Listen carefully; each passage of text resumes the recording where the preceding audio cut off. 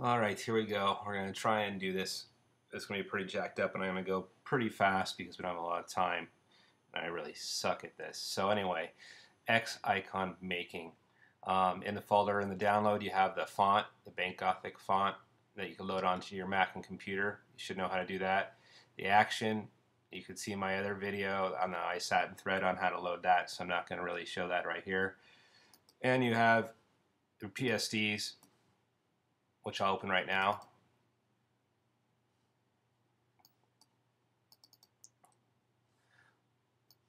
Alrighty, so I'm going to zoom in a little bit because that's how I roll.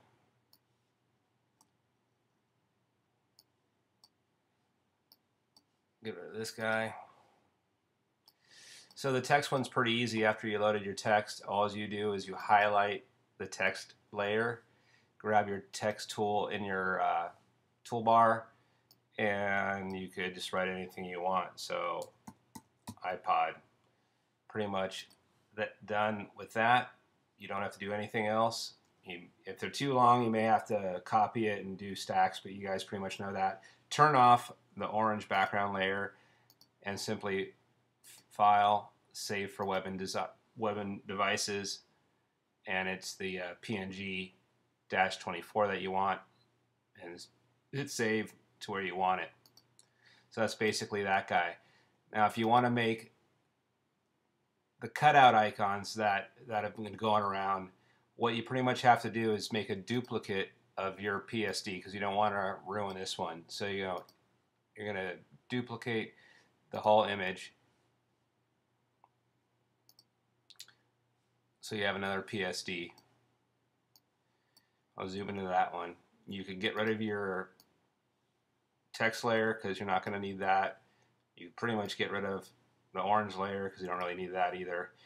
And on your black icon layer in the layer palette, you're going to right click and rasterize that layer. So after you do that, you want to save this as a new PSD. I'm not going to do it, but save it and then reopen it so you have your icon for your cutouts. So I'm going to zoom in pretty good.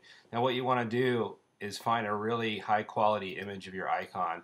That's the part that takes a while. So we're going to do Skype here.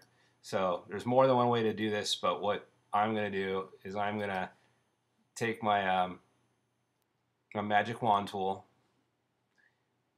and just select on the white. Now this is pretty easy on this one. So there's two ways to do it. I'm going to first, actually this layer is locked, so I'm going to duplicate the layer and get rid of the locked one so it'll be transparent. After I select the area that I want, I'm going to inverse it. So you go into inverse, so you're now going to be able to delete the blue. And then when you're on that layer, you simply hit the delete button, and I'll delete that. You could hit Control D to deselect, or select deselect, or Command D.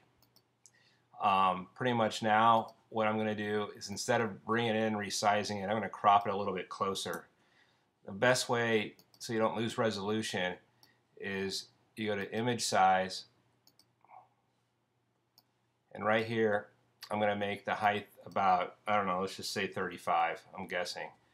But before you hit OK, right here on the bottom, you want to drop down this arrow and hit best for reduction, the bicubic sharper. So that's the one you want to use when you're going smaller. We want it best for reduction. Click that first, then hit OK. So that it's pretty tiny there. We'll zoom in. I may have made it too small. But then you just drag it into your icon. It's probably a little too small, but we're going to go for it. You center it where you want it. And then over here in your layer palette, the easiest way to do this is where you see the icon in your layer palette. On a Mac, you hit the Command button, and then you click on that layer or on that icon. That'll select that layer. On PC, it's one of those keys. I can't remember because I have a Mac, but there is a shortcut key. So just play around with which one it is, and someone will be able to post in the thread which one it is. After you do that, you want to make sure you're selected on your EA icon layer. you could turn off the layer you just selected, and then you simply, when you're selected on the EA icon layer, hit the delete button. Then you could Command D or deselect that layer, and you could, now we'll go actual pixels with it, and that's pretty much it. File, save for web and devices, save, and we'll just let it be that name. I'll go ahead and open it up, and this is the icon right here. So that's pretty much it. So if you're starting off with a really good resolution image, you're going to have a lot better luck cutting it out. If you work off the stock icons, the magic wand tool is not going to be your friend, and you're going to have to cut it out yourself. And you know, it all depends on what you're looking for. So if you get a really a two-color image, it works best. If you have a multiple color image, you're going to be there quite a while. I mean, these are time-consuming icons, and that's why I didn't include them in the first place. But that's pretty much it. So I'm going to close that down and not save. For the normal icons, it's pretty simple. You open up the X icon PSD, you select your pointer tool, you grab your screenshot without resizing it. There's no need to resize it. It's actually best that you don't, because the resolution is going to be at the best quality it can be. You drag it in, you simply center it, which I'm going to center visually. You can either bring down the opacity, but you can actually drag. It has to be called layer 1, just like my other action. And that doesn't have to be at the top, but it can't be in a folder. So you could have it below the frame and grab it and kind of slide it down beneath the frame and above the shape too, so you could kind of see what it's going to look like.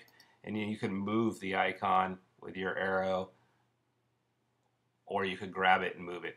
So when you're good and you're happy with how it's going to look, you go up to the X icon and you simply click it. On a Mac, it'll probably save your desktop, and the action runs and it resets the action all the way in the process. So a lot of you think that it didn't do anything, but it actually, you can look at your desktop, it may have saved it. So this one is saved right here, and here's this guy saved to the desktop, and you could actually now go back and drag in another one and start again because the action's reset. On the action palette, the X icon's gray. I forgot to give it a color. But if you go on button non-button mode and you click the down arrow of the X icon, looks like I got a couple of them. If you're on a PC where it says export, you could uncheck export and select snapshot. That I haven't tested this on a PC, so I don't know how it's performing out of the box on a PC, but that's pretty much it. So you could try deselecting export, and then you'll just have to save manually for web and devices. But that should get you going. It gets really confusing, so I go to button mode. And again, if your action palette may be somewhere else, it just has to be open. It may not be stacked like mine. So that's pretty much it. The text icon, the XEA, the X icon, and then the newly introduced cutouts, thanks to a member on the thread, making us all work hard now. Anyway, hope this helps out. Talk to you guys later. See you on the thread. Peace.